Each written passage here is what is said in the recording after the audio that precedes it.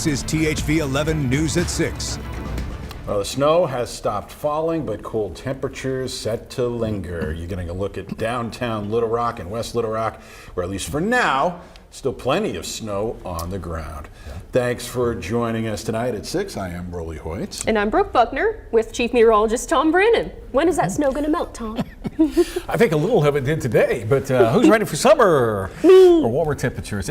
All it takes is one big blast of cold and snow to make you, okay, I'm ready. I miss ready it. For summer. Yeah, come on, summer. We are beginning our 72nd hour of temperatures below freezing here in Little Rock. Not expected to rise above until tomorrow around the noon hour. I don't know how many hours that is. It's 6 o'clock to noon tomorrow. Rolly, quick math on that. Okay, yeah. Brooke? Don't ask me. No math. It's what, about 18 hours? 12? Yeah, about 18 hours. So it's 80 hours is where we're probably going to wind up in terms of readings being below freezing. Keep on protecting your pipes, your pets, and your people tonight, folks. It's going to stay cold. Beautiful shot. You saw that on the opening. And there is some traffic out there moving along slowly. We did have a melt off on some of that stuff, but it's refreezing tonight. Extreme cold warning is in effect through tomorrow due to wind chill values between 10 below and 20 below zero. A gradual warming trend is on the way. And then another quick hitting system, of which we'll talk about here in just a few moments. The whole state has that extreme cold warning for the rest of tonight. Lows bottoming out once again in the teens and single digits. More coming up in just a few minutes. Back to you. Thanks, Tom. The cold temperatures are definitely allowing the snow to stick around a little bit longer, but don't take it just from us. Take it from THV 11's Catherine Rowley, who's live in Weather Force 11, keeping an eye on the conditions on the road. Yeah, she had to take her shades off because the sun has gone down, but what are the conditions like now out there, and how are they going to get any better over the next 24 hours? Brooke and Rolly. I'm actually going to turn the camera around on our roof because we are here in Bryan, and look at that sunset. Gorgeous sunset. The conditions, I'd say, remain about the same as a little bit earlier.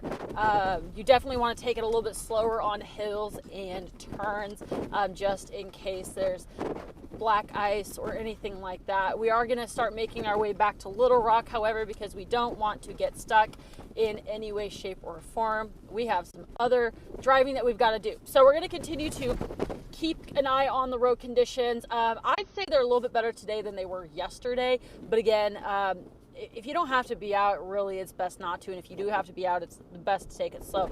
So we're going to continue to monitor these conditions, and we will catch up with you a little bit later. Live in Weather Force 11, Catherine Rowley, THV 11 News. All right, Catherine, thank you. Meanwhile, let's continue our team coverage. We're going to bring in Journey Taylor. She is here in Little Rock. Journey, where are you exactly at? How are things looking out there? Hey there, Brooke and Rolly. I am downtown on Broadway and 7th Street, close to the Chick-fil-A. You guys know where I'm at. Listen, here's the thing. I saw a lot of Facebook posts today saying, what is going on with the city streets? Well, I have an answer for you. Little Rock, the city of Little Rock, has 9 major routes that they take care of first.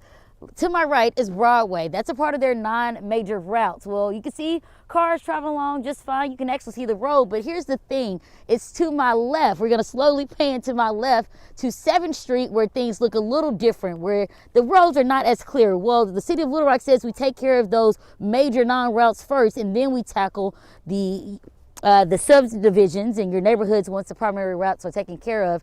We do also have an update from the city of Little Rock. They say all the city services like 911 and 311 are still in place. However, your sanitation and your recycling, well, that will be delayed just a little bit. A lot of updates from the city of Little Rock. We'll have an update in about 15 minutes, and I'll give you a better update of what you can expect here in the capital city. For now, in Little Rock, I'm Journey Taylor for THV 11 News.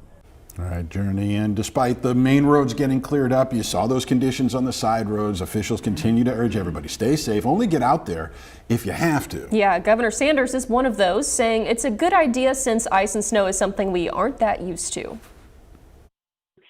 Ice is not something, especially with the freezing temperatures still in play, that we can handle incredibly quickly. And so we're still encouraging people, if you don't have to get out on the road, please don't. And to be sure and check in on friends and neighbors nearby.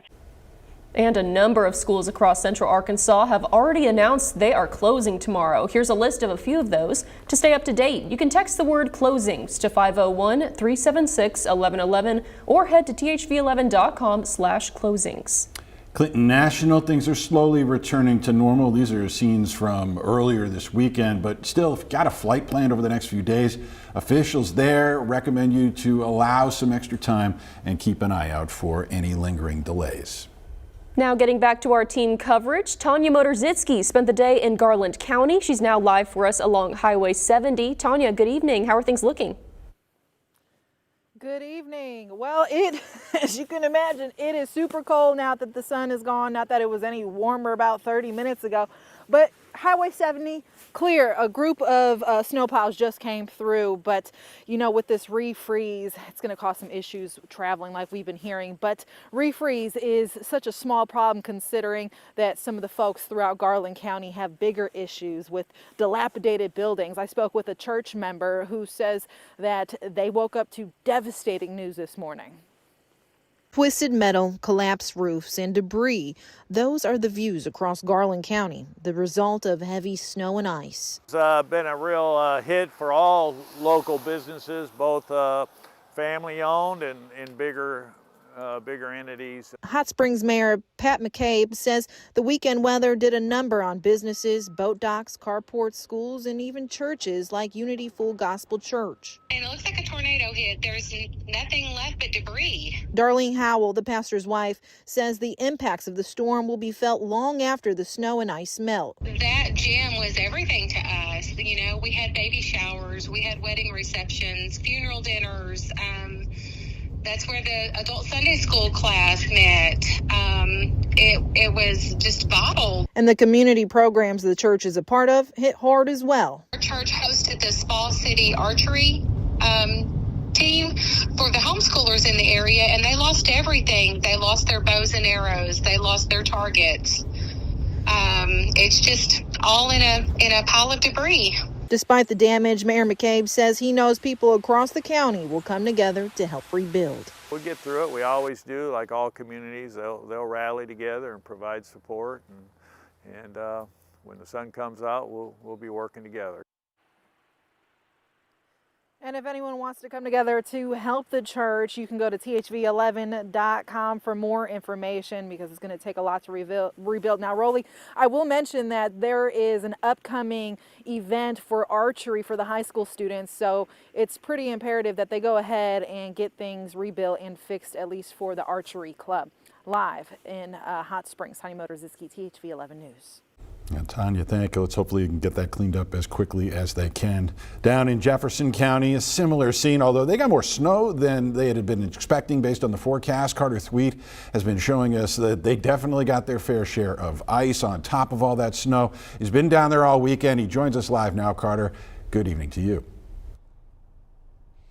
Good evening to you, Rolly. Yeah, I'll echo what Tanya said. First and foremost, it has definitely gotten a lot colder. I'm wishing that I had another layer on now that the sun went down, which would bring the number to 5, by the way, for anyone who's still playing. How many layers does Carter have on? But yeah, the roads out here are not great depending on where you are. For example, in Pine Bluff on some of the city streets, things really looking snowy and icy depending on what street you're on. It's the same for some of the side streets here in Whitehall. Meanwhile, if you're on the interstates or some of those state roads, things look a lot better. So coming up later on, you're going to hear from the City of Pine Bluff's maintenance director. I talked with him and he told people how the roads are looking, but that's kind of the gist of it. A lot of snow and ice still. If you're in those metro areas, you're going to want to be careful. In Whitehall, I'm Carter Thweet with THV 11 News. All right, Carter. Folks have been making book on how many layers he's been I love that game so much. After the break, we're going to check back in with Catherine Rowley. You're getting a look at what Weather Force 11 is seeing right now. We'll take another ride with her around the metro. And we'll hear from RDOT to learn more about their efforts to clear the roads. When they expect to get that done, still ahead. Here's the next 3 days for you, still with a weather impact alert for Tuesday through noon. Tomorrow's high 39, getting close to 40, and almost that same number on Wednesday with lots of sunshine. We do have a little small chance of some wintry precipitation on your Thursday, Friday docket. I'll have that forecast when we come back.